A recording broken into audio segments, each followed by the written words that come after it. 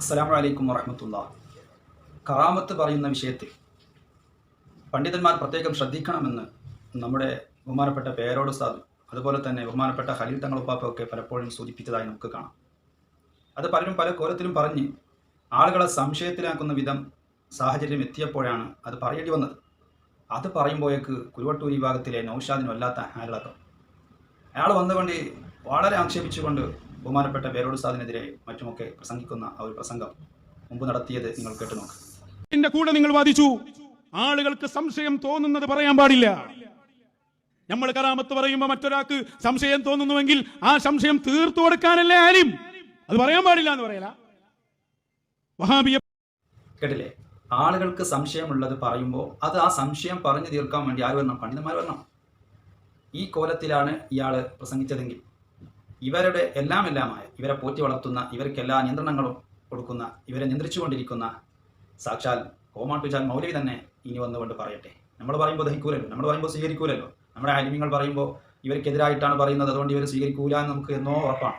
അതിന് എന്ത് നല്ല കാര്യം പറഞ്ഞാൽ അതിൻ്റെ നേരെ ഓപ്പോസിറ്റ് എന്തെങ്കിലും പറയാൻ പറ്റുമോ എന്ന് മാത്രം നോക്കി നടക്കുന്ന ഒരു വിഭാഗം ആളുകളാണ്. എന്നാൽ ഇവരുടെ സാക്ഷാൽ കോമാട്ടുചാൽ മൗലവി വന്നുകൊണ്ട് പറയുന്നത് കേട്ടു നോക്കാം. ഇപ്പൊ ശൈഖുനാന്റെ വലിയ വലിയ ലോകങ്ങളും സംഭവങ്ങളും ഉണ്ട്. എന്താ ഷെയ്ഖ് പറയുന്നത്? ബഹുമാനപ്പെട്ട CM അവർക്ക് ഒരുപാട് അത്ഭുതങ്ങളുടെ സംഭവങ്ങളുണ്ട്. അവിടുത്തെ ലോകം അങ്ങനെയാണ്. അത് എല്ലാവരോടും പോയി പറയലല്ല വേണ്ടത്. എന്നിട്ട് മുമ്പ് തന്നെ പറയട്ടെ. അതൊക്കെ ഇപ്പൊ നമ്മള് പൊതുവായിട്ട് ഇങ്ങനെ എല്ലാവരും ഇടയിൽ വിളിച്ചു പറയേണ്ടതല്ല. അതെല്ലാം അതിനനുസരിച്ചിട്ട് ഒരുമിച്ച് കൂടുന്ന ഒരു സദസ്സിൽ ഖാസായിട്ടുള്ളിടത്തിൽ പ്രത്യേകം പറഞ്ഞ് മനസ്സിലാക്കി കൊടുക്കേണ്ടതാ. അതിനൊക്കെ ഒരു പ്രത്യേക സ്ഥലം വേണം. ആ സ്ഥലത്തെ അത് പറയാൻ പറ്റുകയുള്ളൂ എന്നല്ലേ ഇപ്പം മൗലവി പറഞ്ഞത്. ഇത് തന്നെയല്ലേ പേരോട് ഉസ്താദ് മറ്റും പറഞ്ഞത്.